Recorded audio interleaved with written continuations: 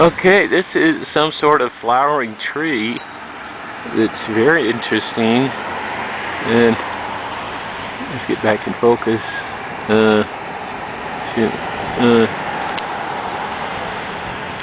Don't know what these flowers are. They kind of look, keeps going out of focus.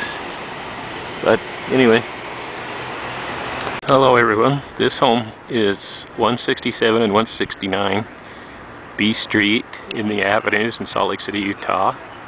It was built by Robert Patrick, who was owner of Patrick's Dry Goods Store. He was a Mormon bishop for 28 years. And how much do you want to bet that he was a polygamist? Because this home looks exactly, it's got two halves, so he maybe had two wives. Hello everyone, we are in the Avenues today, and this is a home built by Franklin S. Richards, who was a general authority in the LDS Church and an advocate of women's suffrage. And this is a Victorian eclectic home built in 1889. And once again, the address is 175 A Street, Salt Lake City. Hello everyone, we are at 304 First Avenue, Salt Lake City, Utah. This particular home is in the Victorian eclectic style. The original owner was Samuel P. Teasdale, and it was built in 1896 to 97. Teasdale was a successful businessman, and he sold the home to James E. Talmage, the LDS apostle, and then they Talmage turned it into apartments. Okay, this house is the Jennings house in the Avenues, and it's 87 B Street.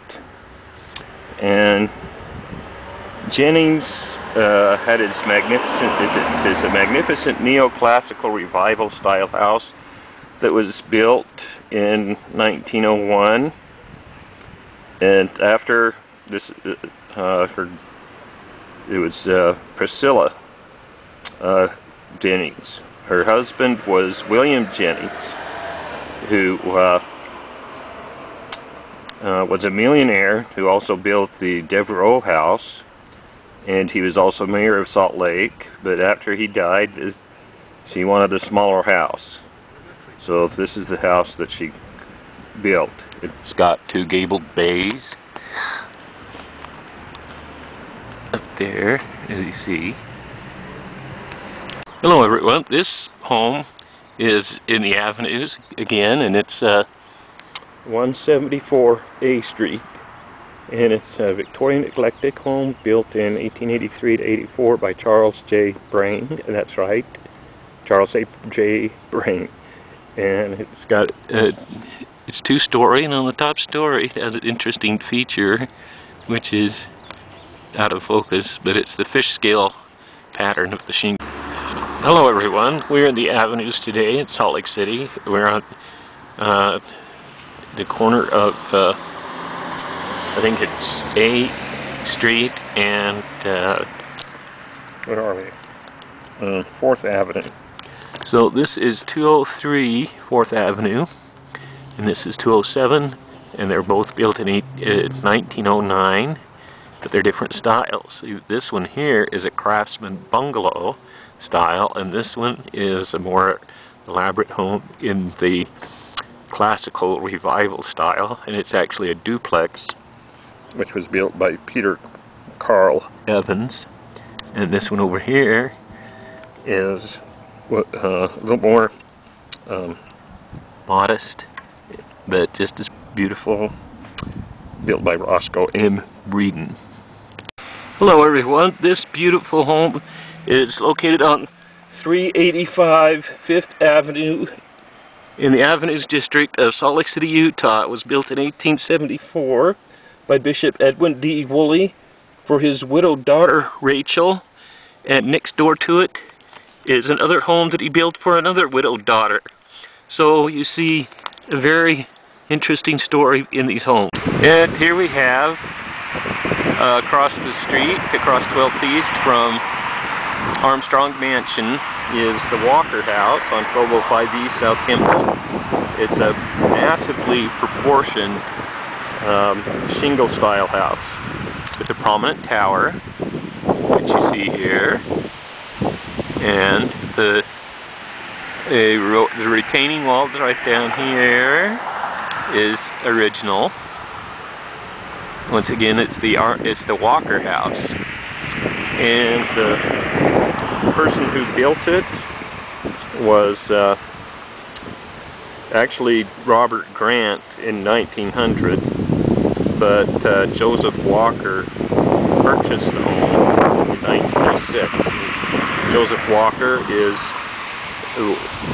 famous for developing the Walker Mining Company.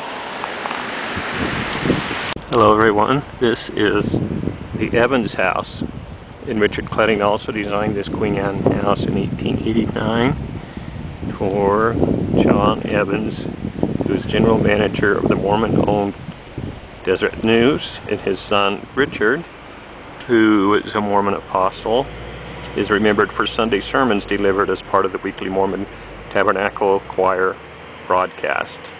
And a little bit about Richard Cletting.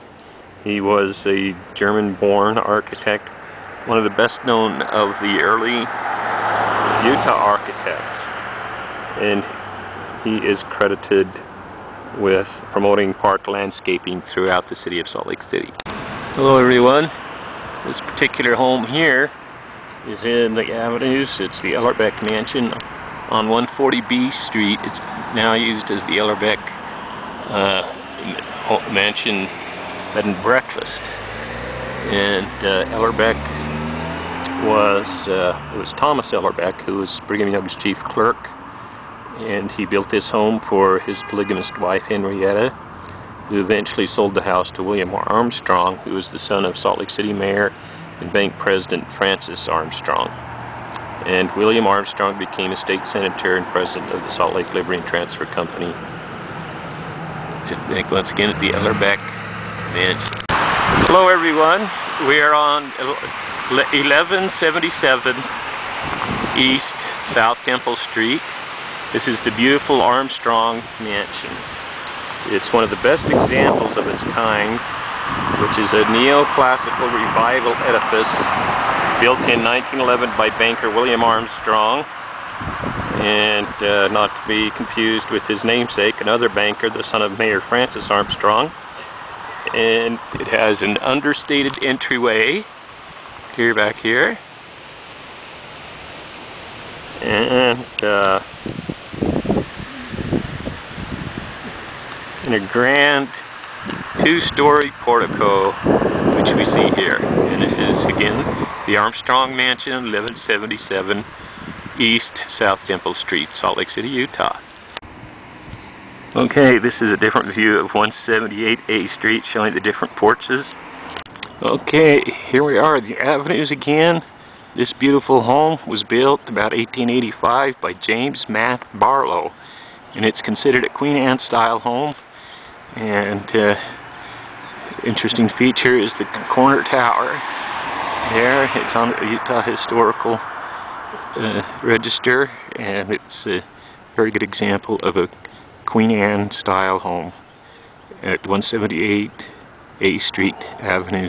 Hello everyone, this particular home here is on 379 Fifth Avenue in the Avenue section of Salt Lake City, and it was built around 1874 in a vernacular style, which is just the local building style. So one of the earlier homes in the Avenues was built for a widow, Henrietta Woolley Simmons, by her father.